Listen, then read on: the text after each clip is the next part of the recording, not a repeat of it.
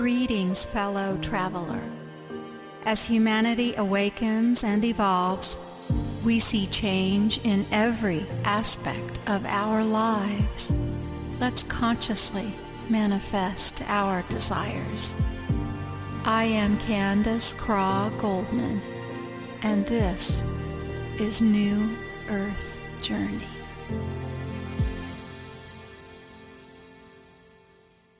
Greetings and welcome. Tonight's episode of New Earth Journey is the 21st one, and it is April 26th, 2016. And it's a really interesting evening because here in Kansas, we are having storms go through with lots of tornado watches, tornado warnings, hail, thunder, and thunderstorms. And 25 years ago, the same thing was happening, and a really big tornado hit this area, and people still talk about it. It was devastating. There was lots of people who lost their lives, lots of injuries, etc. And wouldn't you know it, 25 years to the day, we have some similar weather going on. And that is actually some of what we're going to talk about tonight. We're going to talk about storm preparedness with your pets and livestock. And tonight I have with me my good friend and the very best vet in Kansas, if you ask me, and that is Dr. Jessica Harrison. Welcome, Jessica. Thank you, Candace. I'm so glad you got here. You know, when I saw you rushing out of your parking lot earlier this afternoon when I was there picking up my cat, I know you were off to a farm call, and I knew the weather was coming in, and I wondered if we'd be doing the show together via phone or at all if the electricity was going to go out. So, but for the moment, right now, I mean, look outside, like there's not even a whole lot of wind at the moment, so it's very calm for the show. So, way to go, manifesting the calmness. I know, right? It is. It's beautiful. Yeah. So. We started out this morning, I asked my really good friend, Mike Smith. Mike Smith's U.S. weather expert. He and I used to work together. Mike Smith was the weather man at KSNW TV. 25 years ago, he was covering this storm on air, and I was watching YouTube of it a little bit ago. He actually, Jessica, had been planning for weeks to give a presentation about this tornado, how things have improved, safety, all of that stuff, stories about the tornado in Andover tonight. And of course, they canceled it because of the storm. Because of the storms, and primarily because some of the people from McConnell Air Force Base who were going to be at the presentation, I guess, had to move airplanes. Yeah. So they just decided, well, better just cancel this. So, and I was upset that I was going to miss his show. I said, Mike, I'm going to miss your show because I'm going to be doing my own show. And now his got canceled. But so we were talking about storms, all kinds of things about storms. And one of my very first questions that I had this morning was about my barn. I have this horse barn, and it's very much situated. Primarily, the long part is east to west, but it's very, there's windows and openings on all four sides. And then the question was, well, what's the best thing to do? Open up so that the wind goes through, which directions, close it all up. And so tell me your thoughts and what some of the stuff that you've heard and what you think about, and I'll talk to you about what Mike said to me too about. Yeah, I would like to hear what Mike said too.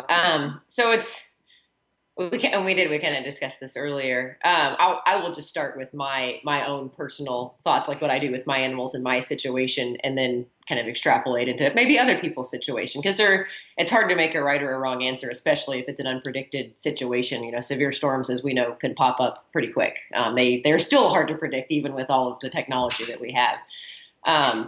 So if you have a barn and your animals are used to being in the barn, usually best case scenario, in my opinion, is to put them in the barn and close the barn up.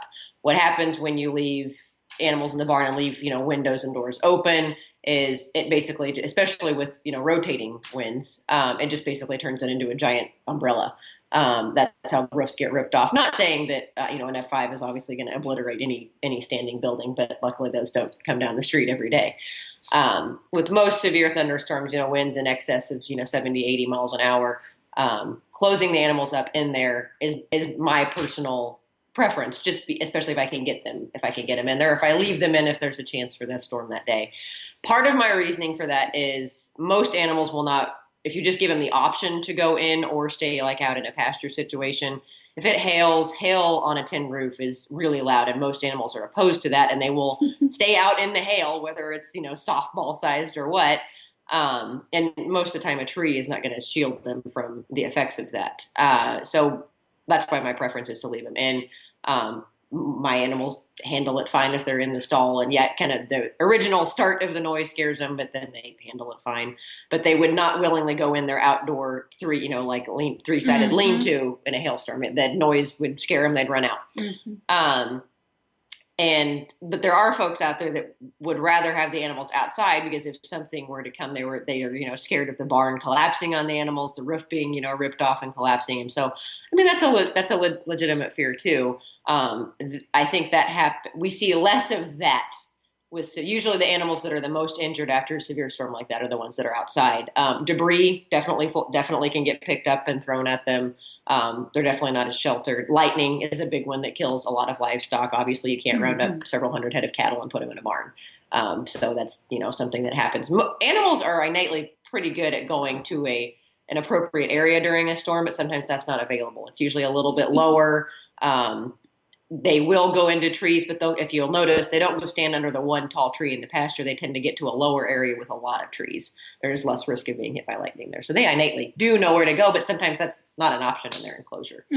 So how, I know your husband takes care of a lot of cattle around here. So, how often does a cow, a steer, have a problem with being beat up by hail? I mean, does that even ever happen? I mean, how do you even know? I think they probably do. Cattle have pretty thick hides, and they really tolerate. I think they probably actually tolerate weather better than horses do. We have not had large enough hail in the last 20 years that I've lived here to really see that. Would you knock on some wood right now? Yes, I would. Sorry. Yeah, that's a good idea. Whoops. We don't want to bring that one on. I'm sorry. No, but I mean, we do have large enough hail. It's not, the large animals are not as affected by it as like small animals. So, I mean, a golf ball sized hail will absolutely and does kill like small animals, especially under 10 pounds. All it has to do is hit them in the head once and it will kill them instantly. That's it. Yeah. Wow. Well, I've been really lucky with the hail around here so far. And right now my horses are shut up in the barn. We were thinking about letting them out before the show, but they're going to hang out there till we get done. The thing about shutting them up, though, is, and of course it's April now and the weather's cool. It did get up, I think, in the low 80s today. But, how about on those hot days, those really hot days in August when some of this kind of weather comes through? I mean, I'm imagining shutting up the horses in that amazingly hot metal box in August. And, well, you can do it for a little while. And then after a while, that's not very smart. I mean, no, and that's a good point. And that's why, sometimes that's why there really isn't in a perfect world, we'd leave the barn open until it looked like the storm was coming, and then we'd go close them up. But, with jobs and life, like sometimes that doesn't happen. So I would probably still put mine in the barn rather than outside, or I ideally strive to do that. But that's just me. I don't worry about them as much when they're in the barn. If they were outside, lightning is probably one of my biggest ones. And that's my situation because my pasture is very open. It's pretty much all grass. There really isn't a low area. They have a 3-sided shelter, but again, I'm 100% sure they'd go running out of it if it hailed on them. So that's my biggest thing is probably the lightning side or any, flying debris. So at least they would be inside the barn for that. I thought we'd take a moment and kind of reminisce about what did happen 25 years ago. I was a young mother living actually at the time with my husband and a pretty newborn infant son and a very small daughter in New Jersey. And so we weren't here, but my parents were here. And you were here, and you were just in first grade, and that's really aging me. You just saying that. I already had 2 kids while you were in first grade. But anyway, that's neither here nor there. But you've got some interesting stories, and I've got 1 or 2 too. So how do you remember the tornado? You were just right down the road from it. It went through my parents' neighborhood. My dad wasn't even at home. He was traveling. Mom was at home. She got over to the neighbors and everything was okay. But my mom and dad live in a subdivision. There's 57 houses in that subdivision, and I believe it's 52 either were wiped off, their foundations, or had such severe damage that there needed major rebuilding. And there was only a handful of houses that didn't sustain that damage, and my mom and dad's was one of them. And at the time they thought, oh, that's really great, except for, you know what, I don't know about that, because their roof, I think, was compromised, and there was so much small stuff, little garbage stuff going on there. And I've got some stories about what they told me about it, but I'd like to hear how you remember it being in first grade. And of course, your dad, was the vet in town. Yeah. So how did it affect you, your family, and your animals, and your dad's clients' animals? What do you remember about that day? Well, it had hit after school, so I was home, and my sister was still at home at that. I have an older sister, and she was home then. I think it was it had to have been around 3:30 or 4 o'clock. And I remember my mom was on the phone. We have a really big, or my parents have a big picture window that faces to the west. And I remember we had literally, my first grade teacher we had learned about tornadoes that day, like that morning. Oh, wow. But, the pictures that we had were, these ropes, coming out of the sky. And this, by the time we could see it from my house, it had already it was hitting McConnell Air Force Base, and it had really picked up. It had basically become classified as an F5 at that point. So it was, it was a half a mile wide. Yeah, a half a mile wide on the ground. Yeah. That's, it doesn't, it doesn't even, it looks like a cloud. It just looks like a storm rolling in from somewhere. And I remember looking out the window, and I saw it first. My sister was watching a soap opera, completely oblivious to the crawler at the bottom of the screen that said, if you live in Andover, take cover now. My mom was on the phone, so I remember running. I had Breyer horses that I played with, so I was running them along the back of the couch, and I remember looking at it and just being like, huh, well, I wonder what that is. And I put my horses down, and Shanna didn't seem concerned, but I remember going up to my mom and tugging on her, and it was one of those mom things like that. So I went back and played with my horses and watched it, and I remember thinking that there were birds flying around this big black cloud. Well, it weren't birds. It was picking up some of the aircraft that was out at McConnell. It was literally picking them up and flinging whatever other debris it had picked up. So then I heard my mom say, because she was on the phone with my grandma at the time, and I heard her say, you said a tornado just hit Hayesville? Well, I better get off the phone. That's pretty close. So she gets off the phone. I remember she took one step into the living room, looked out the window, looked at the TV, and looked at us and was like, oh my God, that's a tornado. And I remember being like, oh no, that's not, I can't be a tornado. It doesn't look like the picture in the coloring book, right? Right. And I just remember I remember being upset because I left my Breyer horse. I knew what tornadoes could do. And I remember having to leave my cat at the time and cats at the time and my toys. And she yanked me up by the back of my shirt, grabbed my sister, and we did not have a basement at the time. My neighbors didn't have a basement either, but they had a cellar. So she took us over there. They had no idea this was going on either. This is the tornado sirens did not go off because there was an electrical outage because of the tornado somewhere. So we had no tornado siren. And they were running emergency vehicles up and down the road, but we didn't realize that that's what that was for because we were inside the house. We couldn't hear their loudspeaker. But we got over to the neighbor's cellar. They had so much stuff piled on top of that cellar door. It was basically they were storing stuff on top of it. So my mom runs in their house and is like, Sue, we need to get in your cellar right now. And she was like, why? There's a tornado out there. So at this point, it's coming closer. And our neighbors have huge cottonwood trees in their front yard. And those things were just blowing everywhere. So I remember I didn't see any more of the tornado from that point forward. Because as soon as they were done ripping things off of the cellar, They shoved me and Shanna down there and closed the door and proceeded to go outside and watch the rest of it. So I wasn't sure if I was like gonna are we coming back out of here? But we came back out, and the rest of that, I remember, we called Dad because the clinic is down in Rose Hill, which is probably another, 5-6 miles south of my parents' house. And Jessica's dad's the vet at the time. Yes. So, and he's at work. Yeah. And they were getting, and it's so funny because we had this hail saved in the fridge for almost 15 years until we had a power outage or an electrical outage at my parents' house, and everything in the freezer melted. But it was softball size hail. I'm not even kidding. Softball size hail. You saved hail from the storm. Dad brought it home because he was gosh. like, look at this. You're never going to believe this. I mean, it almost totaled his truck and pretty much everybody else's vehicles that were parked down there at the time. Massive roof damage. That was pretty much the only thing that went down at the clinic, though, luckily. But that night, my grandparents had cattle at a major intersection in Andover, and that intersection was basically obliterated.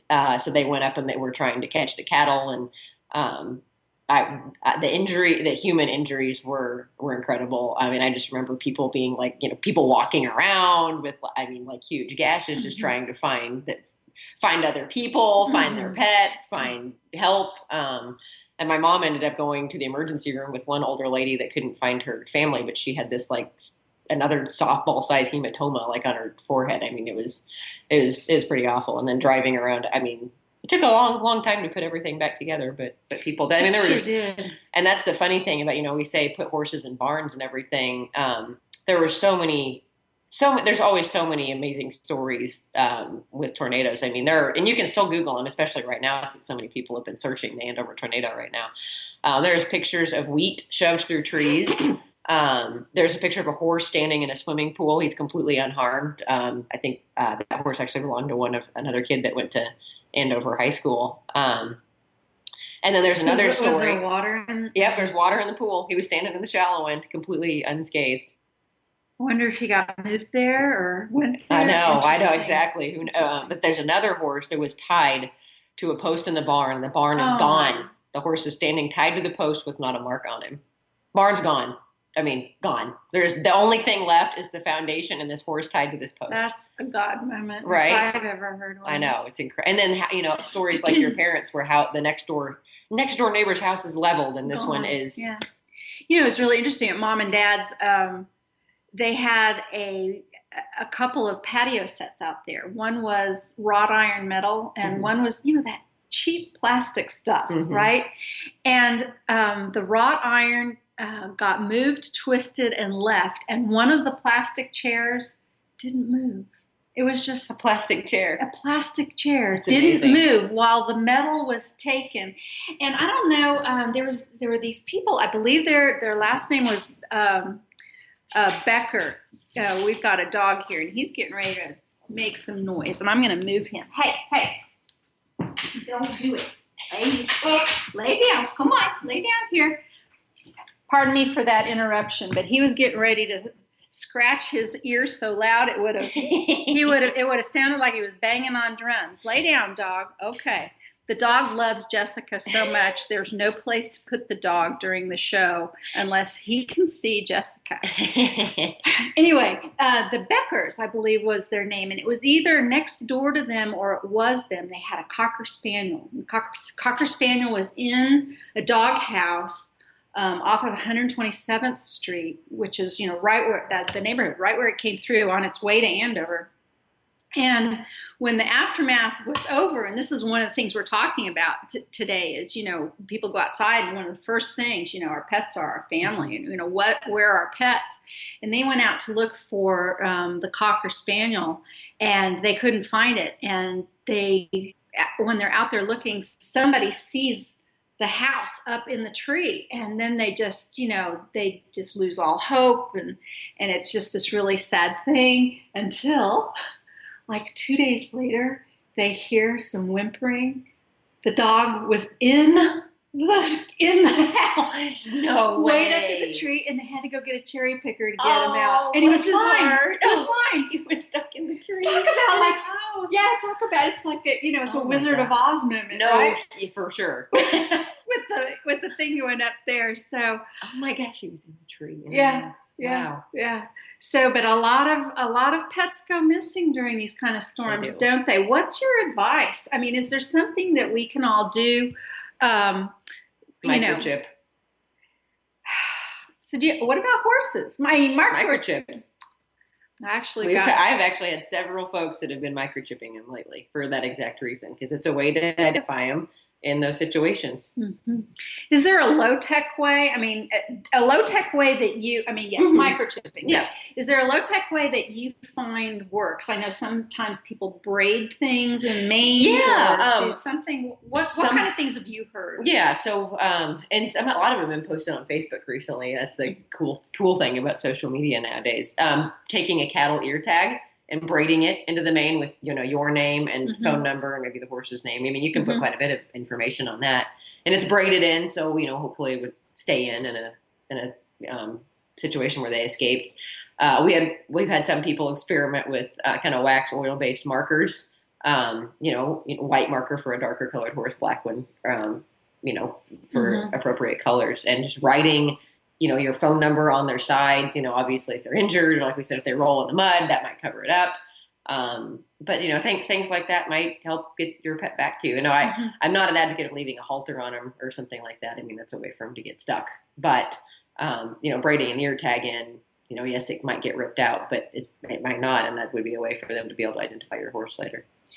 I don't leave halters on my horses either, but I've got a couple leather ones, and I have one that's, the breakaway. That's nylon with the little leather tab. How do you feel about breakaway halters just in general? Do they work?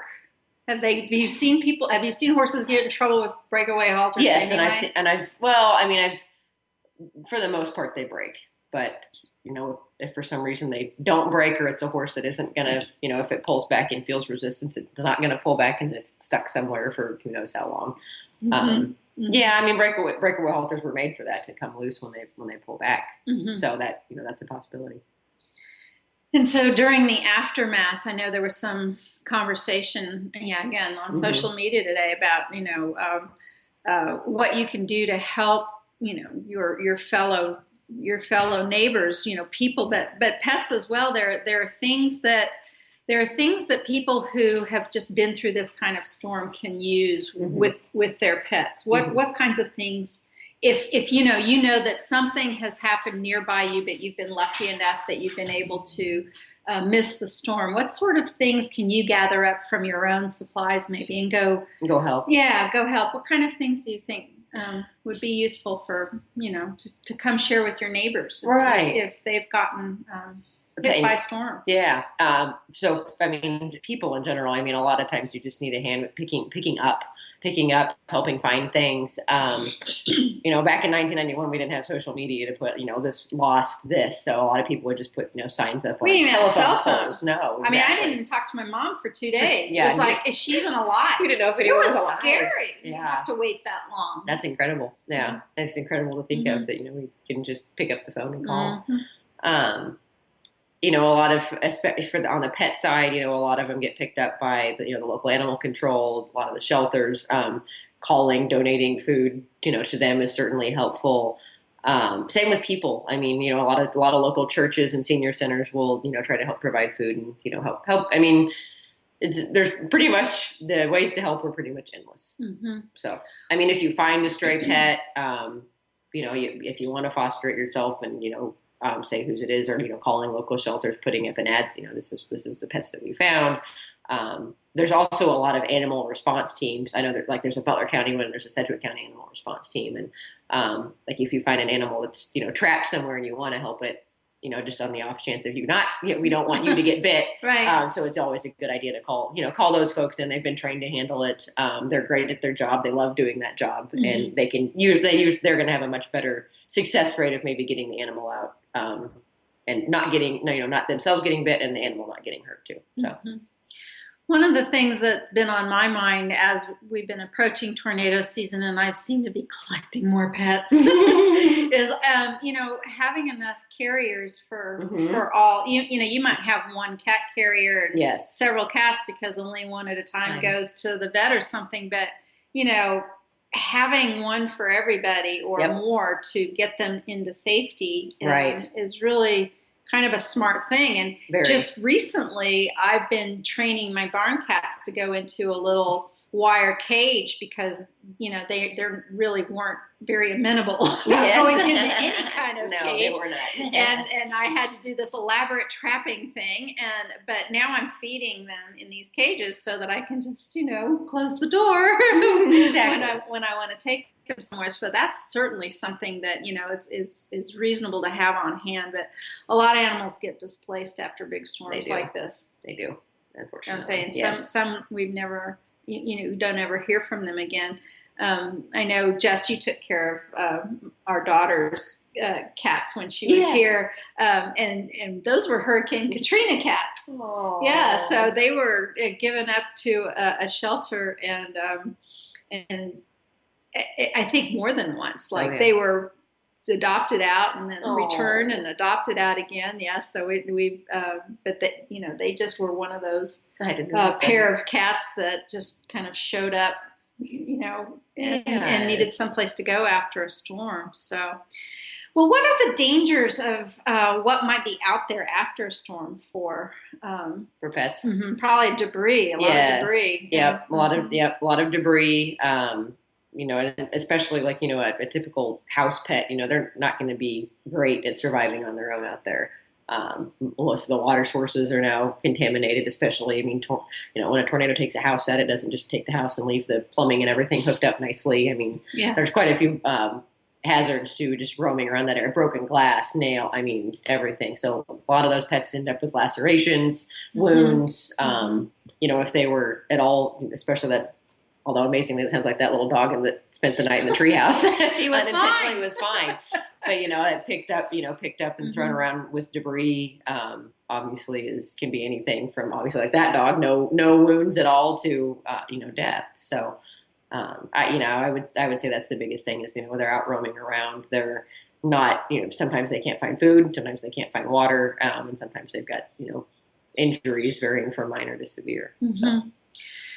I know that Mike Smith and other people who, you hear that little chicken in the other room. It's peeping. I've got a little pullet with a broken wing who obviously wants to be on air or something. We've been here for hours. It hasn't been to peep. No, now it's over there peeping. It wants to tell its story. Well, the thing about people having sturdy shoes. Well, your pets really can't go out into a debris field without, if they're dogs and cats. You really have to pay attention to that when the Andover tornado came through Mom and Dad's yard. My dad was picking up shards of glass and splinters, wood splinters, for literally years. And still, even now, occasionally we'll find something. Yeah, like a... Isn't that incredible? Yeah, 25 years later. Like a nail or something like that. And hey, last time you and Brian were here... No, it wasn't. It wasn't you. It was... No, it was just right now. It was my last dinner guest, and just right now, the noodles I made for our dinner, that pot, that tall steel pot with the brass bottom, that landed in my parents' yard from the Andover tornado. Get out! That's amazing. Yeah, I know. And the only thing that it just didn't come with the lid. So no, I know, right? I didn't have a lid for it. Darn it didn't take the lid. I still use that as it's like my favorite pasta pot. It just landed in a land. So did you guys get anything in your yard? No. We've got several very interesting items landing in my mom and dad's yard. We were far enough south that we really didn't get any debris at my parents' house. We talked to a lot of people that lived up, like up in Green Valley and the housing developments up there that had everything from cars to, pictures of people that lived like in Wichita. It was amazing how much debris got picked up and just relocated to clear across town. A couple of stories I know that are still passed around in my family is one of the things that landed in mom and dad's yard was a Polish Bible. And they couldn't, there wasn't any way to figure out who it belonged to. I'm not sure whatever happened to that. And then another very, very interesting story was somebody, I think either in the neighborhood or somebody that they knew, weeks later, somebody up in Kansas City area found some of their canceled checks in their yard. In Kansas City? Yeah. So, it's up and wow. Stayed in the air and just got transferred. Yeah, and that's a 3-hour drive by car. I know. So, wow. Yeah, I think that's pretty interesting. And what you were saying too before about the stalks of wheat going through trees. Yeah. So what it really is the tree opens up.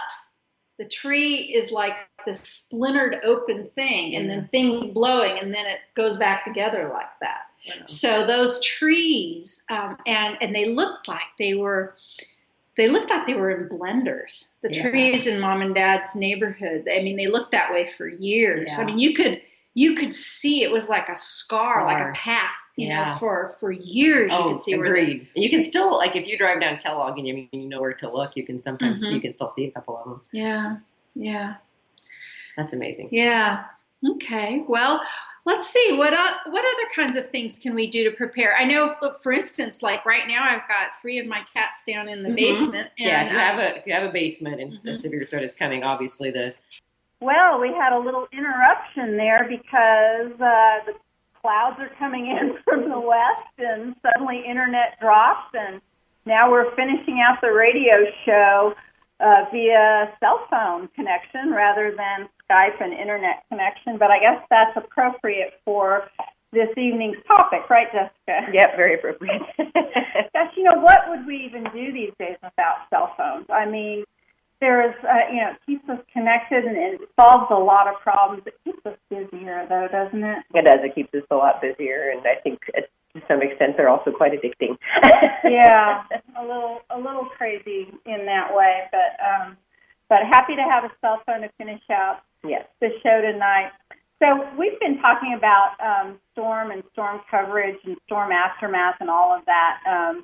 But while we were waiting to reconnect, we started talking about some of the stories. Oh, I know what story I wanted to hear about. Your horse. Oh, because it's his birthday, but he's gone. He is. Yeah, he's passed away. He would have been 25. He would have been 25 today. And he was my first horse, So if he's 25 today, he was born. Yep, on the day of the Andover tornado hit, and he was actually born in the town just south, actually down close by my dad's clinic. So where the farm he was born at was not a hit by the storm, but it was definitely a stormy day. And his name was Justice. But yep, he was born on April 26, 1991. You were telling me earlier about the mark he had. Mm-hmm. So he had, and there's lots of opinions on swirls or whorls on horses' foreheads, but he had 2, and he had what would have been a star if he didn't have any whorls. But because he had those whorls, he had basically, it looked like an S, and then it kind of continued faintly down in the front of his face. And so I always thought it looked like his little tornado on his forehead. Right. Gosh. Now, I wonder, is it kind of like a full moon or anything else? I wonder if animals or whatever, they give birth more. They do tend to give birth during storms, and especially in the winter when it snows or is really, really cold out. But no, it's, I don't know why some people will say it's the barometric pressure change. Who knows? But animals definitely do tend to give birth during inclement weather. Yep. Well, so you've been spending some time on my critters these days, and one of the things you did last week or so is you were here checking the horses for their annual spring checkups with vaccinations, etc. I'm not a great fan of all vaccinating all the time in every reason and with all of those numbers, but we come up with our own plan and our own compromise. And so what did you give my horses for vaccinations this year? So your horses basically just received what we call core vaccines. And core vaccines are basically vaccinations we recommend to all horses, regardless of what they do. And the reason is all horses are exposed to these bugs no matter what they do. So rabies is a big one. Rabies is, without wildlife carrying it, would probably not be here anymore because the vaccine is so effective. We always say no vaccine is 100%, but the rabies vaccine is pretty darn close. And how effective a vaccine is depends on the organism itself that we're vaccinating for. How good are we at getting it into a vaccine and having the animal then respond to it. Its life cycle outside the host and the wildlife, et cetera. But the rabies vaccine is definitely an important one. And rabies vaccine, that is a zoonotic, meaning transmissible between human and animal disease, and it is fatal. It is more fatal than Ebola if you get rabies, and it's not a pleasant death. So that is definitely one that we recommend. Even as an insurance policy, we get a lot of people that say, and this is not on necessarily the horse side, but that, my horse is in the barn all the time, or my cat never leaves the house. Well, most people are unaware that the number one rabies transmitting animal is a bat. And that includes, Kansas skunks are pretty high up there. But bats absolutely can come in the house, and a lot of times you never even know they bit you. It's a very, very tiny bite. A lot of times you'll hear stories they came down the chimney flue, or they just ended up in the room through an open window kind of deal. So definitely still recommend rabies. And then most rabies vaccines, with the exception of large animals, most rabies vaccines are every 3 years now. So I think that was definitely a good way to go. We've discovered animals maintain that immunity a lot longer than we thought. So the other vaccines that your horses received were tetanus, West Nile, and both eastern and western equine encephalitis. Tetanus, obviously, that's a bacteria. It's ubiquitous. It's everywhere in the soil. Horses, humans, cattle, goats, sheep are all very, very prone to tetanus. Dogs and cats, no. But tetanus is basically a bacteria that sets up shop in a very deep wound. It's an anaerobe, meaning it likes to live somewhere where there's not a lot of air. So that's why a deep puncture wound, not so much stepping on a rusty nail, it's stepping on a nail and having that really deep penetrating wound. Because that is basically, any deep wound is going to not have as much air in it, so that's where it sets up shop. Foals with an umbilicus that gets infected, unfortunately we had a case of that last year, and the foal passed away. Of tetanus, mm-hmm, yeah. So that's definitely a big one that you want to keep. And that sometimes is more on the yearly side. Yearly is the recommendation from the AAEP. And with people, it's like every 10 years. It is. And last time I got a tetanus shot, I thought I was going to die. Yeah, it burns. It wasn't that. I was sick. And what was really interesting is I remember I laid in bed for 2 days, and I couldn't move my head. Oh. Yeah, so I'm past my 10 years, but I'm afraid to get another tetanus shot. I don't blame you. I'm actually really, really afraid to get another. I'm not sure I will. I thought, and I remember asking my doctor, I was like, does that mean I had a bad reaction? And I remember my doctor saying, no, it's just a really nasty shot for some people. Yeah. So, but, one of the things that I read about tetanus was it was mostly like it was carried by a lot of feces or dirt and but animal feces. So yep.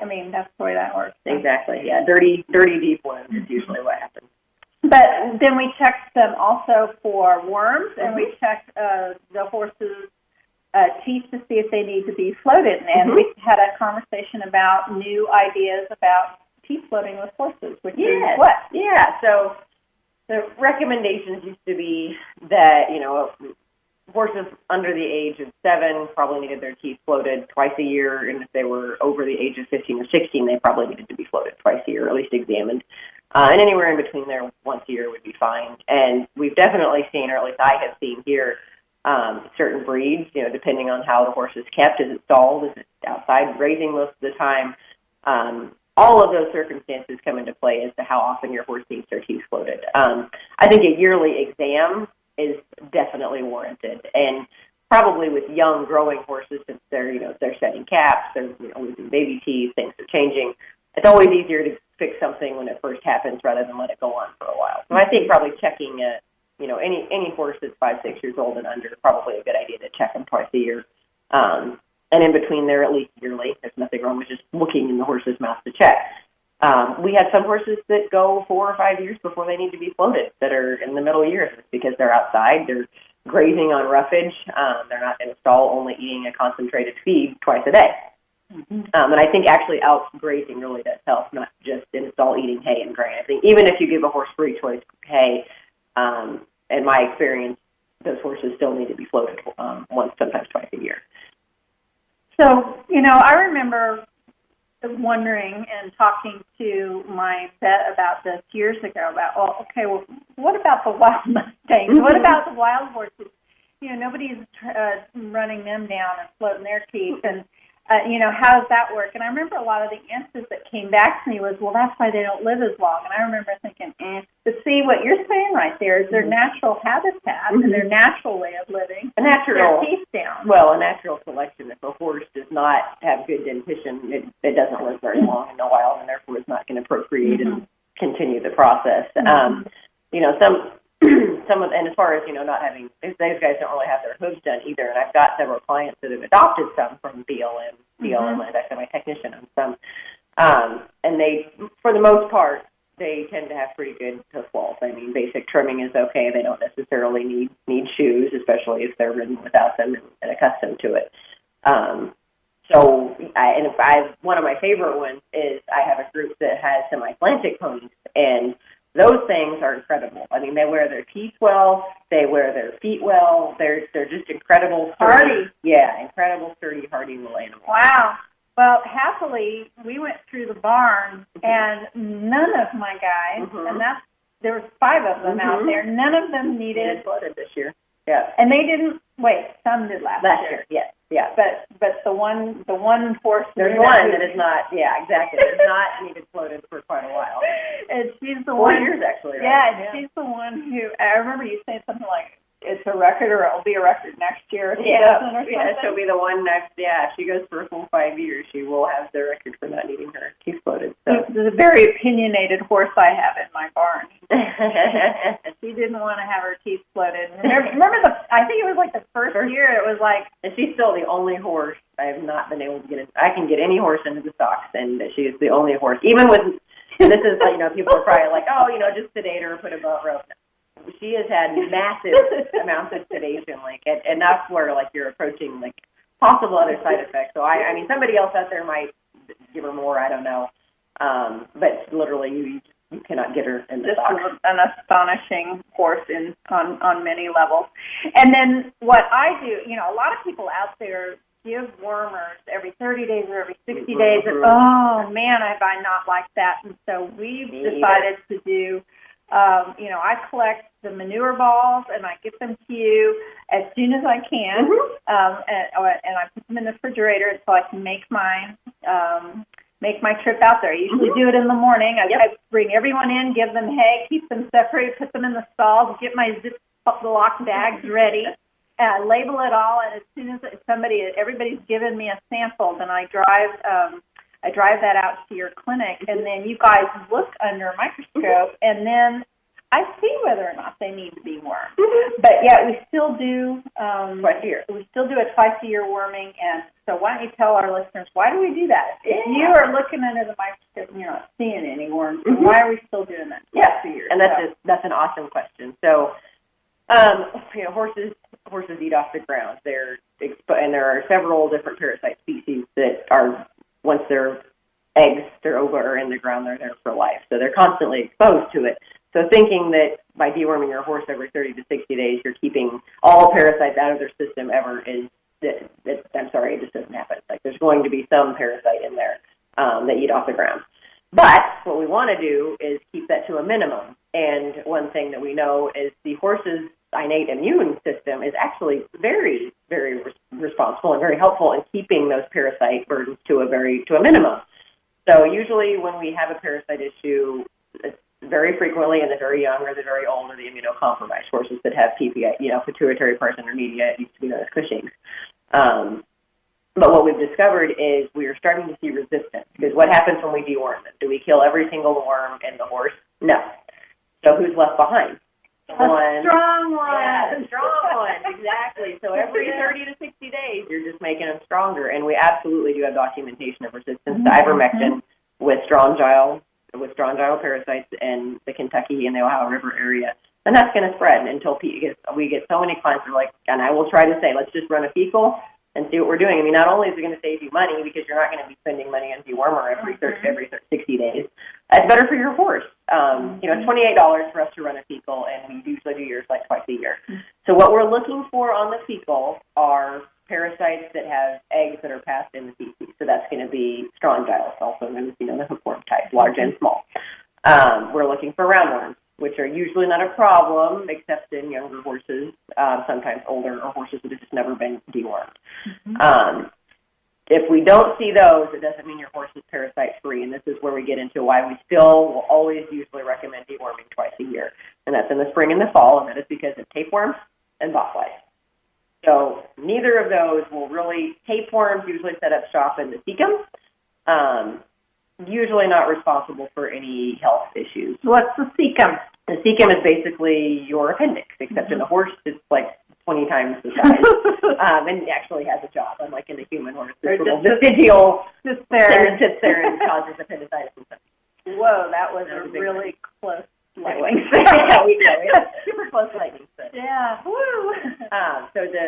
They really don't cause a big problem. They're usually picked up by a mite that's in the grain, but we do still deworm for them because if they become too abundant, then we can still have a problem. So that's something in botflies. Also something we do deworm for in the late fall after the first freeze. And then again in the spring, kind of same thing with those two. So just twice a year for those guys. And then we usually try to tailor the deworming protocol for the rest of it. And what that is that's really aimed at roundworms and strongyles. And so when we're doing a fecal and we say, no ova or no parasite seen, we don't really say a negative fecal because that would usually insinuate that there are no parasites in your animal at all, and that's like we discussed earlier. That's not the case. But that just means we really don't need to deworm that animal at that time for a strongyle type egg, and that's going to be from April all the way up through October. I have several clients who were deworming every 30 to 60 days, and now we're just on a twice a year schedule, and we still do not have a strongyle issue. So I am absolutely sure that in a healthy horse, they really do a pretty good job of keeping those parasites out on their own. And what we do here at Kierman Farm is we feed food-grade diatomaceous earth along with their grain once a day, which has been very helpful. So that's good. The worms are kind of everywhere. I don't know if you remember this when Finn, our Vizsla, who showed up at the farm, but he was here just a few days when I don't know if we wormed him or if it just happened, but he vomited a whole pile. I think that was roundworms, right? Yeah, it was roundworms, yep. They're gross. That was so awful. When I walked in, the first thing I saw on the floor, it looked like somebody had served him like a file skit, a serving of spaghetti. It was one of the more disgusting things. But who knows how long that dog was out on the run like that. And then just recently, we with a couple of the barn cats, we treated them for tapeworm because I noticed that one of the barn cats had thrown up a tapeworm. And we talked a little bit that the tapeworm comes from the barn cat killing probably a rodent and eating rodent. So talk to me about this because I'm living in an old farmhouse that's got a few holes here and there. Gosh, okay, it just blinks again. The whole electricity blinks there. Okay, there's power surges going on in here. One just went through my body with that one. So the idea that I wanted to talk about is, the occasional mouse that gets in and that my house cat kills. It started to make me wonder about tapeworm possibilities in any of my house cats. I mean, they're not eating the mice, but every once in a while, they'll, in their little cattery or, if it comes in and they get a little mouse. But I've not ever had to worm the house cat. I mean, or is that something? What do you have to say about that? So they have to actually ingest the muscle tissue from the mouse in order to get the tapeworm. Okay. Is how the life cycle goes. And there's also another way to get tapeworms, and that is ingesting a flea. So there's there's more than two different species of tapeworms the dogs and cats can get, but we'll just focus on those two for right now. So the most common ones are either from eating a rodent, rabbit, rat, mouse that's infected with it, or eating a flea, and that is the flea tapeworm. Well, you figured that they eat a lot of fleas they're eating fleas and they're chewing on fleas. They're probably swallowing fleas, and there haven't seen many fleas out here. No, we don't, and that's another reason that a lot of people are. Well, I just want to deal with the tapeworm and be done. Well, if the animal has a severe flea infestation, that's probably where it got the tapeworms, and it's just going to come right back. So, and we can actually tell which tapeworm it is by that little rice-looking segment that gets stuck to their rear end, so we can actually see. So those eggs don't actually show up. Like if you bring a fecal exam in, usually we won't see a tapeworm egg on the fecal. We have to actually get, it's called a little proglotid. We have to get that little piece of the worm. Why you do the worming on the horses even without seeing the egg. Exactly, because those ones are hard to find. Yeah. And then, we go through all this conversation, and I think, well, gosh, what did they even do 100 years ago? Well, they didn't do anything. They were wormy, and they probably didn't live as long. But exactly. Didn't they have a better chance of it if they were moving, if they're constantly, and that's why I think around, so it's confined. It is. It's confinement, absolutely. Confinement creates all kinds of diseases. Which is another reason why, the food animals in the factory farms when they're in feedlots and really, really small areas that it's people too. It puts people in small places where there isn't any sanitation and not enough room to move around and have clean water and everything, and you're going to have a lot of disease and stuff there too. So, wow, the storms are really kind of picking up right now a little bit. Yeah, they are coming in.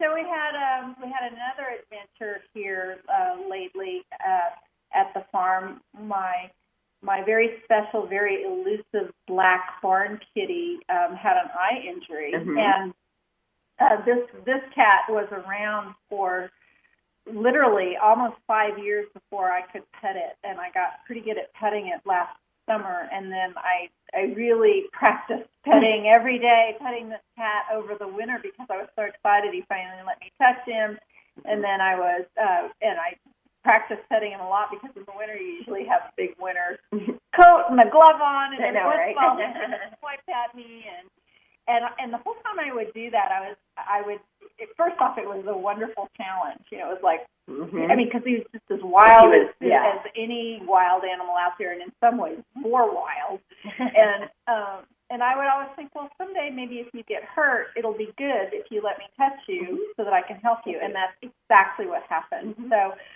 We started off with, let's see, we still have enough time to talk about this. We have a few minutes left. Several of the cats in the barn, their eyes got goopy, and you said, well, it's probably herpes virus. And so brought home some drops, and at first it was like, will he let me give him drops? I mean, I thought, oh my God, no way. And I did it. I put the food down and I kind of pet him, and then I just tried to do it real fast, and I was amazing. Yeah. He let me. And then towards the end of that treatment plan, I looked at the one eye, and what must have happened was he got injured by it, and it looked like from another cat. And there was another cat here.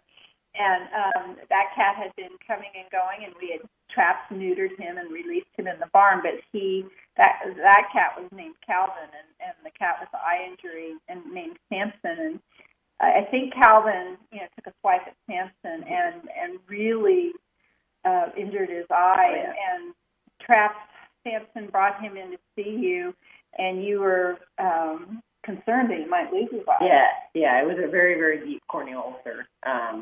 And herpes virus ulcers are pretty tricky because unless you can get them on an oral medication, phamcyclovir, which is an oral antiviral, there really is no topical that will fix it. In fact, it usually just sometimes will irritate it. It'll prevent a secondary bacterial infection from setting up shop, but a topical will heal it, and that's why when his eye just kept getting worse instead of better.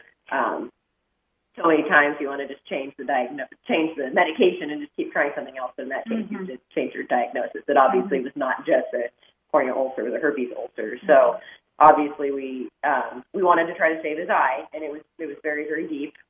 He was basically down to the last little tiny layer of cornea before his eye would have ruptured, basically. So we did an unconventional treatment. There are usual treatments for an ulcer like that, and there are unconventional ones. And since he was I mean, he's kind of a feral guy. He's not one that we could have put in the hospital and treated there because we would have had to anesthetize him every time we wanted to mess with him. He wouldn't have let which you is do not that. in his best interest. So we had to do something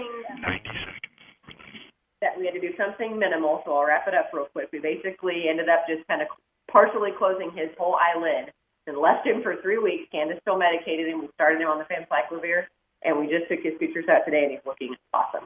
My feral cat. We're running out of time, and the storm is coming in. And Jessica, there's always so much to talk with you about. I mean, we could talk about my animals and your animals all day long. Will you come back another time? I'm looking forward to it. I hope you'll have me. Well, thank you so much. And this is Jessica Harrison from Rose Hill Vet Clinic in Rose Hill, Kansas, the best vet around. Her and her husband, Brian, and her dad, Reed, and we just have so much fun together, and I love shopping over there, and they take the best care of all the animals around here, large and small. So thank you, everyone, for listening, and tune in a couple weeks from now, and until then, all shall be well. Good night.